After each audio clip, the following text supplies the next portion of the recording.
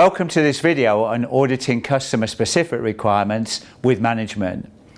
When undertaking audits against IATF 16949, an auditor must not only verify the organisation has a process to meet the requirements of 9001 and IATF 16949, but also they have an effective process to integrate customer specific requirements into their quality management system. In this video, the auditor is auditing the organisation's quality manager. Watch this video and identify whether the auditor does this effectively. So can you confirm who your automotive customers are? Yep, our current customers are Ford, Toyota, Jaguar Land Rover and BMW. Okay. And what is your process to make sure that you have the most current revisions of the customer specific requirements? That is handled by our head office, so the relevant customer representative uploads the latest version of the customer specific requirements to our internal intranet site once they receive them from the customer. And how do you know if there has been any changes? The customer specific requirements coordinator in our head office would send out an email to all relevant process owners with details of the change. And what process do you have to verify it's done effectively? That would be the responsibility of the process owners. So they would review the customer specific requirements and any changes to ensure compliance. So it's really down to them to review the changes. But can you verify this process is done effectively?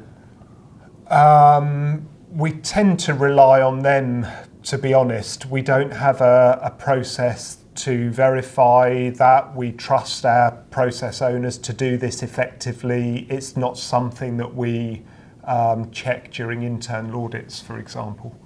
Okay, thank you. Let's summarise. The auditor would need to verify if the head office is included in the scope of the quality management system as a remote support function, as they are part of the process to help the organisation meet the requirement of 4.3.2 customer specific requirements. This requires an organisation to evaluate and include customer specific requirements in the scope of the quality management system.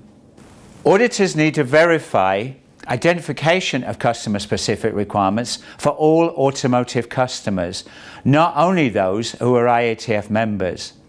This should be planned in the audit planning in any third-party audit, and then customer specific requirements sampled when auditing each of the relevant processes within the quality management system. The auditor should identify a non-conformity, as in the requirement 9222 Quality Management System audits.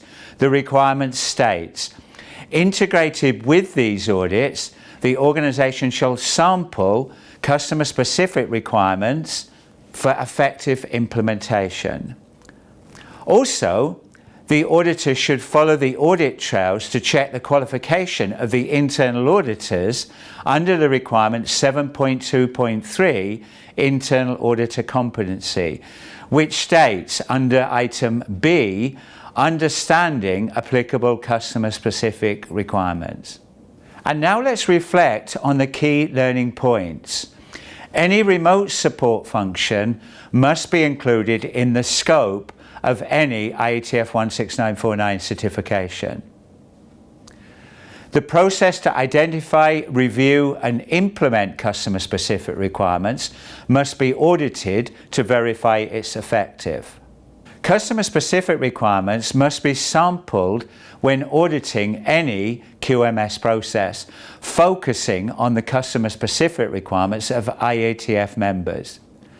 The organisation's internal audit process must ensure that customer specific requirements are sampled to verify effective implementation. Finally, you may have observed the auditor in this video did not make any notes of compliance or non-compliance. This is not good auditing practice. For more information, visit the website in the description and don't forget to subscribe.